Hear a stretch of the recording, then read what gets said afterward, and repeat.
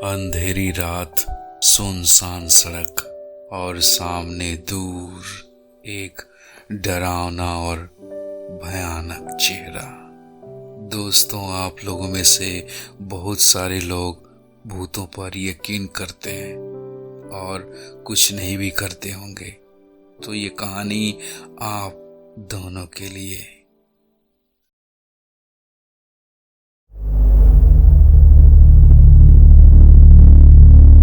स्वागत है आपका हॉरर एक्सप्लेनर में, जहां पे भूत प्रेत और आत्माओं से भरी डरावनी कहानियां आपको रोमांचित कर देंगी।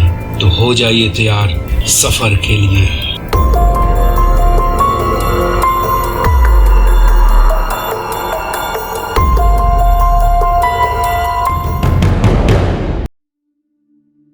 मेरा नाम मयंक है। मैं दिल्ली के एक फैक्ट्री में काम करता हूँ, सुपरवाइजर के पोस्ट पे। घर जाने में अक्सर लेट हो जाता है। वहीं रात के करीब 10:30-11 बज ही जाते हैं फैक्ट्री से निकलते निकलते। एक रात वहीं करीब 10:30 बजे जब मैं फैक्ट्री से घर के लिए बाहर निकला कि तभी रास्ते में एक जगह मुझे एक लड़की दिखाई दी, जो दूर खड़ी मेरे तरफ देखी और घूरे जा रही थी। 1-2 बार तो मैंने भी उसे देखा, लेकिन उसके बाद उसको टालते हुए मैं घर की ओर निकल पड़ा।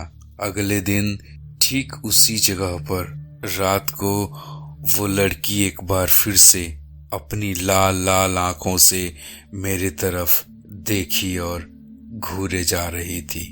उस दिन उसके बाद मैंने उसके तरफ पलट कर नहीं देखा और अपने घर की ओर निकल पड़ा, क्योंकि आज पता नहीं क्यों मुझे उस लड़की से डर लग रहा था। ये सिलसिला यूं ही लगातार कई दिनों तक चलता रहा। मैं जब भी उस रास्ते से गुजरता, उस लड़की की परछाई दूर खड़ी मुझे एकटक देखती रहती और अपनी लाल लाल आंखों से मुझे घूरते रहती। अचानक कुछ दिनों बाद वो लड़की वहां पर दिखाई देना बंद कर दी, तो मैं सोच में पड़ गया, ऐसा क्या हुआ जो वो लड़की आज दिखाई नहीं दी। फिर मैं अपने घर की तरफ निकल पड़ा।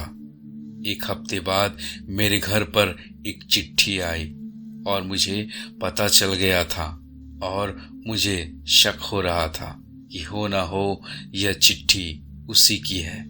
उसमें उसका नाम प्रीति लिखा। जब मैंने उस पत्र को लिखा तो लगभग मेरा शक सही निकला और उस पत्र में उस लड़की का नाम प्रीति लिखा हुआ था और उसमें से एक फोटो निकली थी जो कि उसी लड़की की थी। मैं चौंक गया कि उसे मेरा पता कैसे मालूम चला।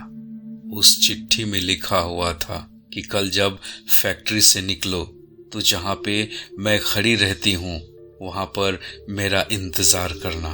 इसके बाद तो मैं सहम गया।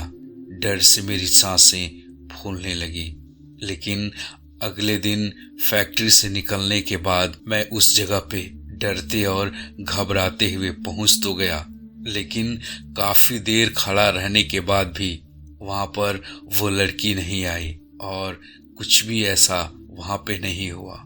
फिर मैं अपने घर की तरफ चल दिया और तभी मुझे याद आया कि वो जो चिट्ठी आई थी उसमें उसका पता था।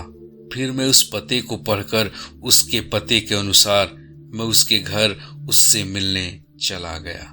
दरवाजा खोलते ही एक आदमी आया और बोला, क्या काम है? तो मैंने बोला कि मुझे प्रीति से मिलना है। उस आदमी ने बोला कि मैं उसका पापा हूँ और प्रीति को मरे हुए 2 महीने हो चुके हैं।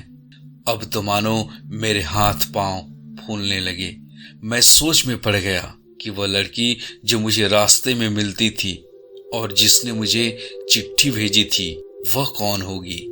मुझे लगा कि वह उसकी आत्मा होगी। ये सारी बातें अभी मैं मन ही मन सोच ही रहा था कि तभी प्रीति के पापा ने मुझे दिखाया, ये है मेरी बेटी की तस्वीर जिस पे अब माला चढ़ा हुआ है। तभी मैं भागकर अपने घर पहुंच गया और फिर मैं उस चिट्ठी को अपने बैग से निकालकर जला दिया। उस दिन के बाद से मैं कभी भी उस रास्ते से नहीं गुजरा और तो और अनजान लोगों से मिलना और बात करना बंद कर दिया।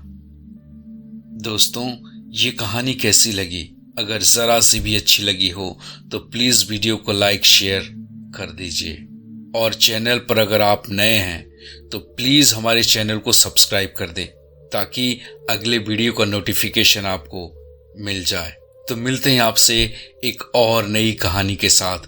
तब तक के लिए जय हिंद, वंदे मातरम।